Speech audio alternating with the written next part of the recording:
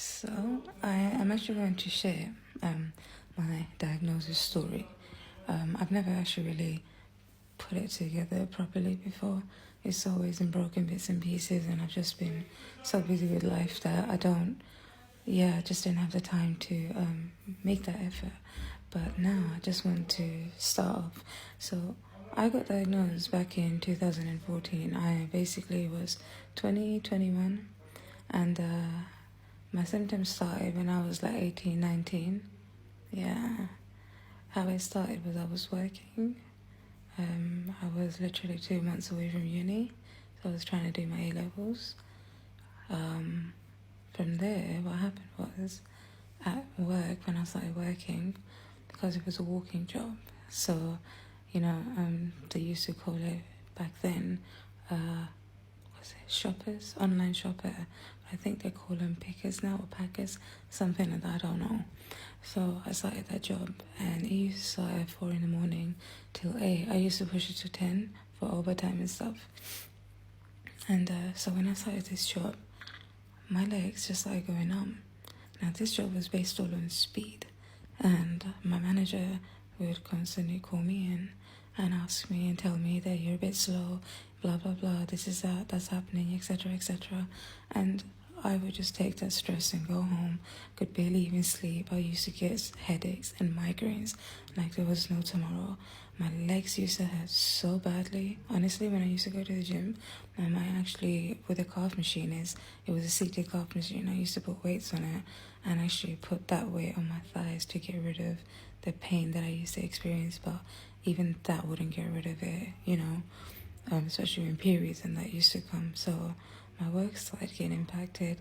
With college, that started getting impacted, even though I had actually had done all my work, and this was leading up to the diagnosis. So anyways, while I'm working and everything, complaining about headaches, migraines, my legs are hurting, my back is hurting, I'm moody, I'm emotional. I went from being stable, from being okay, to suddenly laughing 1 minute, to then getting angry, then getting moody, being tired where I need to just lie down, being sleepy but not being able to sleep, And imagine that was going on till like 2021, from the age of 18.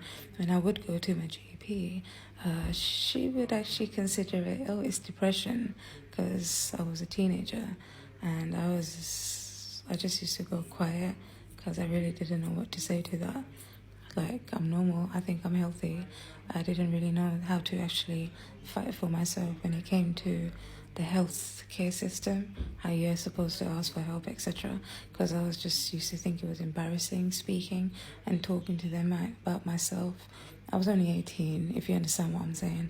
So 18, 19, then come when I hit 19 and a half or so, because of the migraines and all the stress that I was actually going through at work, constantly being pulled in by my manager. It was a she. Yeah, she had problems with me. The stress and everything just really overloaded me. I ended up having huge migraines to the point that it would hurt. And suddenly I just ended up with, one day I woke up and I couldn't see from my right eye. It was watery at first, so I could still somewhat see slightly, but it was watery. It wasn't a clear vision. So we were walking through one of the shopping malls, and I said to my mom while we were walking, Mom, I don't think I can see properly from like my right eye. And I was rubbing it and everything and telling her. So basically then I asked my mom that I don't think I can see from like my right eye. And there was a private optometrist, literally right there, ophthalmologist, sorry. Either one of those words. Do excuse me if I have like gave the wrong title or whatever, because it's not coming to me right now. Anyway, so she took me there. She paid the money. She got me tested, and I could see the way he was worried, and that kind of made me worried. Like, oh God, what did he see? Because he was just like, take this letter and give it to your GP and take care of yourself. I was just like, huh? So gave it to the GP, finally sent to an MRI at near enough 20. Once my MRI comes through, they then send me for a lumbar puncture, which wasn't successful because she changed the needle like 6 times from a small one to a bigger one to a bigger one to a bigger one. I think it was huge. The needle was big, and you kind of had to like bend over and kind of have a fetal position. Yeah, where they kind of do the lumbar puncture. So that didn't work for me. Unsuccessful. They did the neurological test where they smack you in your hand, check your walking, balance, coordination and stuff. I was laughing. I'm not gonna lie. I was actually laughing the whole time. I was giggling because my skin was ticklish. I was very sensitive. So even someone smacking my hand, it would make me laugh. I didn't understand.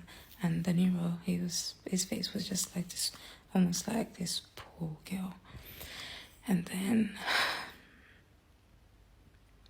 then they did the blood tests and everything, and then I had my appointment with my neuro. And when I had my appointment with my neuro, I'm not gonna lie, at first we didn't get along because I was just like, how dare you tell me, whatever he told me. So he takes me to the hospital, shows me, people in the Thai Sabri ward and everything, showing me the hospital and everything. I didn't understand what the whole thing was about.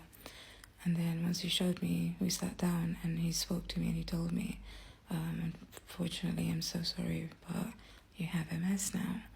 I think he said I've got 2 or 3 lesions, and you're relapsing and you have RRMS. And I was just like, what? The body doesn't work in reverse. How does that even make sense? This ain't got nothing to do with God.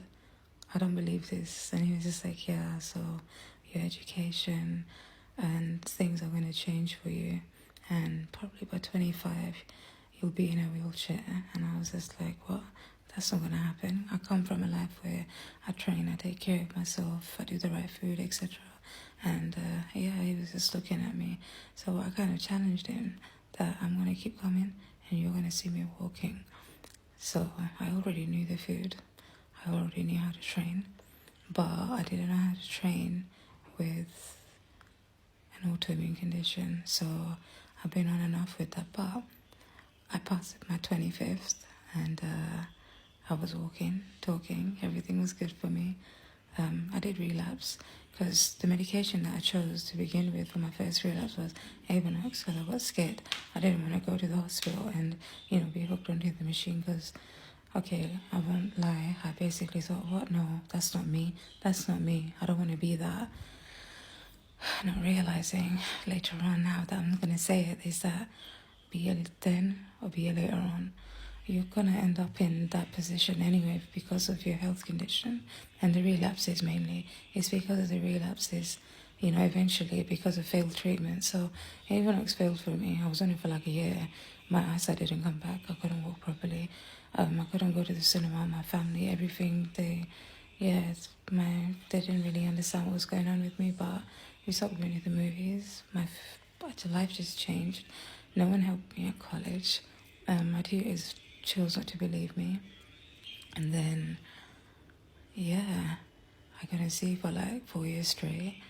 After Avonox injections in my legs myself, that I was injecting at the age of 21, sorry. My second treatment was Galenia, and that did not work for me either. And in 2016, near enough the end of 2016, they did the MRI. They found out I was relapsing, and then the only choice I had was Thai Sabri or Ocrevus. And thankfully, since then, I have been on Thai Sabri, and thankfully, by the grace of Allah Subhanahu wa Taala, aka God, I have been doing okay for the last 3.5 years. This is the longest since I've been diagnosed. I have been able to actually have some stability, Still, when it comes to my education and that, because I was doing programming, I couldn't see anything. It was almost like I'm blind. I was asking for help and I was like, I can't see anything. No one understood. No support was given. So I've had to kind of make different career choices, and it's kind of made me realize that I come first, my health comes first. Forget about the losses, forget about the world. Who cares, right? But that's my story.